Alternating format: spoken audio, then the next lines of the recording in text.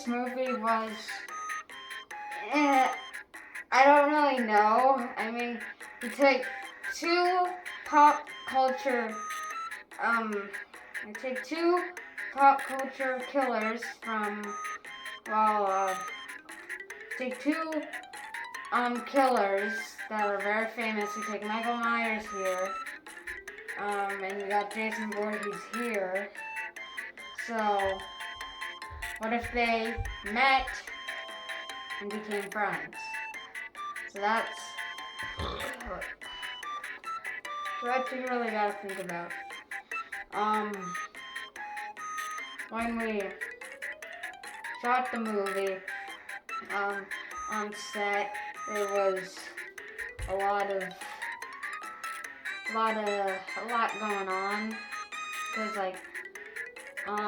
in the beginning, we only had most of the time we only had 2 people on set. We had 4 people, but only 2.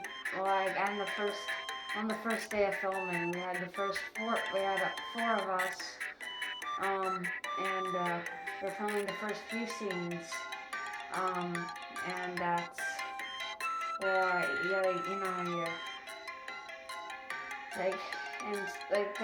for that first day, there wasn't really a lot going on, but on the second day, we had 6 people running around on set, not to mention also 2 dogs running around on set. And since I was Michael and Jason, that's why they aren't really in the same scene that many times. Yeah. Those scenes I really felt were really unreal was the time where Kit shoved Michael into a closet and threw a grenade in there, and it looked like he didn't even stutter at all, even if it was a grenade. It felt like he was just fine, nothing on him. And at the time where Michael was getting dogpiled by us, it was like a bunch of kindergartners fighting and tackling each other, which felt really weird when I was looking at that scene. And during the scene where I had to go up the stairs with the camera, I'm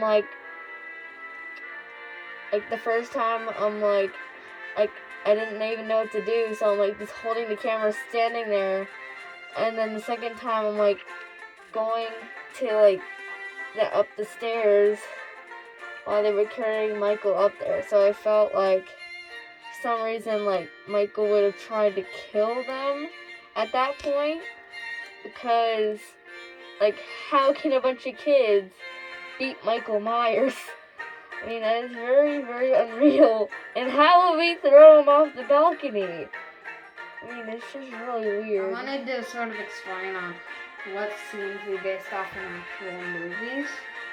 So in the scene where Jason is, in the scene where Jason is walking down the stairs, it was based off when Jason was walking on the dock, and sort of looking at his victims, just ready. And in the scene where Michael Myers falls off the balcony, it's because on the hundreds of times, not hundreds, but a few times he has fallen off a few balconies, and it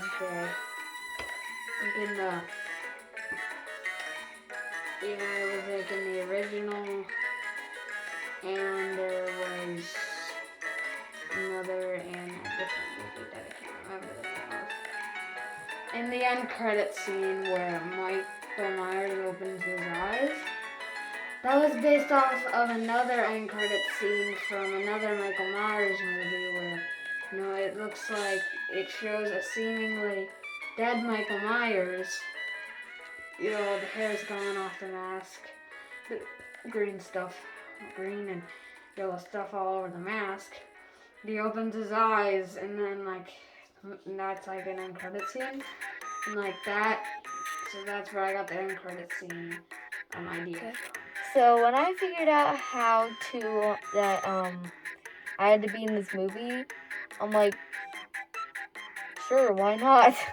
But I felt like my character was very important because, as I played as myself, I felt like also that a bunch of the scenes were very, very funny because, especially the one where we're going through all the doors, and I was like laughing so hard during that scene, and we didn't really use any of the volume like in that part, but seriously, it was the most funniest thing I've seen all that day. And I feel like I want to do something like that again because I just felt like that was the most fun I ever had. And when I'm getting choked by Jason, I think it was also kind of weird. But during the movie, when we throw Michael off the balcony, I'm like, I'm just doing this with my hands, and they don't even know what I was doing. Like, I'm trying to get up to his neck, but I couldn't even. And then, sorry, I'm getting too excited. Scene. I was filming those scenes, which was an for me because in the phone scene, so since Mag was talking to Wolfie, you know how Mag was talking to Wolfie, like when they were on the phone, like we didn't just film all the scenes with Mag and then all the scenes with Wolfie. We would film a scene with Wolfie, and then I would run outside, film the scene with Mag, run back inside, film a scene with Wolfie, run back outside, and basically do the same thing over and over.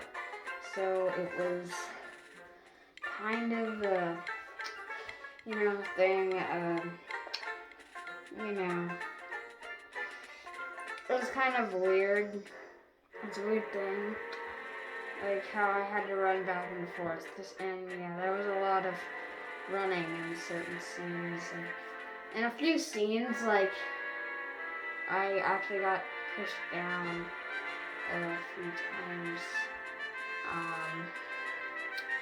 Like sometimes those pushdowns weren't scripted. Sometimes they were scripted. Like when when Michael Myers walks into the hallway where they're planning to get down into the vault, like I told them to push me down when they were running out. But when I was Jason, when Melon and Kit were fighting me, they pushed me down, and that wasn't scripted. They were just supposed to shove me into a room, and it was locked. So they weren't actually supposed to like push me down, because it kind of hurt, not gonna lie, but I guess whatever doesn't kill you makes you stronger. Well, it kind of depends on what the intro is. So when me and the director Jack, me and him were both practicing the scenes, and I felt like this felt really cool, but like probably one of them weren't even in the movie, because there was this one practice scene we did where I was standing next to the door, and either Michael or Jason would break in, I would fall down, and one of them would try to drag me out of the bathroom. But we decided not to do that for some reason. But practicing a bunch of scenes like that is just amazing. Another scene that we did was the Scooby-Doo sequence where they run back and forth through the hallway. I wanted to do that, but if you saw in the movie, the camera was upright, but then it fell back like this. It slanted, because like I put it on a music player thing, and like it was like playing like that. So before the scene, I tilted it up and made it stay there. But after we ran through a few doors, the thing collapsed back down on how it was. So that's how it was for the rest of the scene. Also, yeah. And since we filmed this on 2 different days, you can see that Wolfie had the same clothes from the first day. So on the second day, she was able to wear those. But Kit was not a fan of that sort of thing. So in the scene where they're running out, Kit has a blue shirt, a light blue shirt. But when she's running out, she's now wearing a pink sweatshirt. So yeah, that was sort of kind of weird thing. Like, I don't think people really spotted it that well, but I guess it's sort of fine.